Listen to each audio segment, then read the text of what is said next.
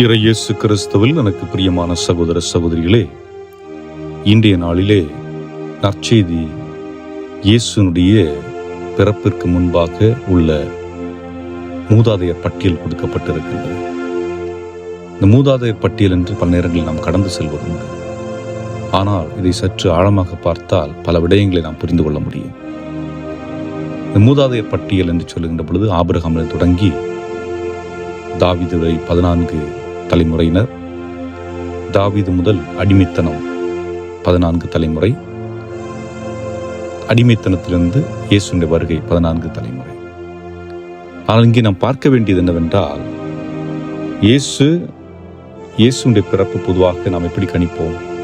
Gabriel வானதூதர் வந்து அன்னை மரியாள் காட்சி கொடுத்து ஒரு புதுமை வழியாக நிகழ்ந்தது என்று. ஆனால் இறைவன் அதற்கு முன்பாகவே பல தயாரிப்புகளை செய்திருக்கின்றார். குடும்ப பின்னணி 42 தலைமுறையினர் ஆபிரகாமில் தொடங்கியிருந்தாலும், ஆனால் அந்த தலைமுறையினர் என்று பார்க்கின்ற பொழுது அவர்கள் எல்லாரும் பெர்ஃபெக்ட் ஃபேமிலியா என்று பார்த்தால் நிச்சயமாக இல்லை. அங்கேயும் பலர் தவறுகள் செய்தார்கள், தவறான வாழ்க்கை வாழ்ந்தார்கள், பல பிரச்சனைகளுக்கு இடம் கொடுத்தவர்களாக இருந்தார்கள். தாவீது என்று எடுத்துக்கொண்டால் அவர் மற்ற இன்னொருவருடைய மனைவி மீது ஆசைப்பட்ட நிகழ்வாக இருக்கலாம், கொலை செய்ததாக இருக்கலாம். இப்படி பல பாவங்கள் செய்த அந்த சூழலிலும் கடவுள் பாவத்தை விட மேன்மையானவர், பாவத்தையும் கடந்தவர் என்பதை காட்டும் விதமாக அதே குடும்பத்திலே அவரும் பிறக்கின்றார். ஆக தாவீதின் வழிமரபினர் சொல்லுகின்றோம். அப்படி என்றால் அனைத்தையும் கடந்தவர். ஆகவே நம்முடைய குடும்பங்களிலே நாம் பல நேரங்களில் தவறு செய்தாலும் கடவுள் நம்மை ஒதுக்கிவிட்டார், விலக்கிவிட்டார் என்று எண்ணுவதை விட கடவுள் நம்மை நேசிக்கிறார் என்று எண்ணினால் போதும். ஒரு முறை ஒரு மனிதரிடம் பேசிக் கொண்டிருந்தேன். அவருடைய குடும்பம் என்பது, அவருடைய அப்பா மது அருந்தி சிறு வயதிலேயே இறந்து விட்டார். அதன் பிறகு அவங்க அம்மா அவரை தனியாக விட்டுட்டு போயிட்டாங்க. தனியாக குடும்பத்தாருடன் வாழுகின்றார். கடவுளை பற்றி அறியாத சூழல், மனப்பிரச்சனை, குடும்ப பிரச்சனை, வாழ வேண்டுமா என்ற ஏக்கம், வாழ வேண்டும் என்ற ஏக்கம், வாழ வேண்டுமா என்ற தயக்கம் என்பது போன்ற வாழ்க்கை பிரச்சனைகளை கடந்து செல்லுகின்றார். ஆனால் பிரச்சனைகள் வந்து கொண்டே இருக்கிறது. நிம்மதியற்ற நிலை. சம்பாதிக்கின்றார், ஆனால் முடியவில்லை. ஒவ்வொரு நாளும் எங்கேயாவது நிம்மதி கிடைக்குமா என்று தேடி செல்லுகின்றார். ஆனால் ஆலயத்திற்குள் சென்றதில்லை. ஒரு நாள் சென்றுதான் பார்ப்போமே என்று ஆலயத்திற்குள் செல்லுகின்றார். அங்கே மன அமைதி அவருக்கு கிடைக்கின்றது. அந்த மன அமைதி பெற்ற பின்பு ஒவ்வொரு நாளும் ஆலயம் செல்ல முற்படுகின்றார்.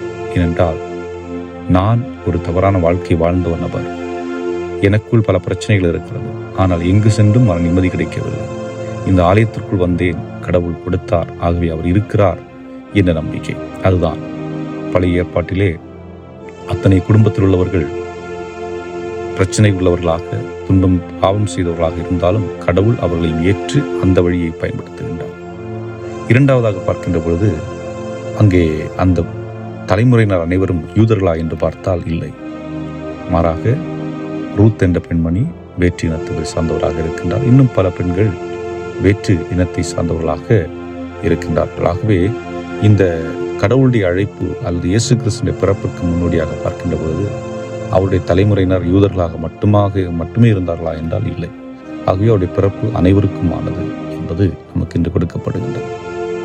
ஆகவே அன்புக்குரியவர்களே, இன்று ஆண்டவர் இயேசு கிறிஸ்து உங்களையும் என்னையும் அழைத்திருக்கின்றார் என்றால் நிச்சயமாக நல்ல ஒரு காரணத்திற்காக தான்.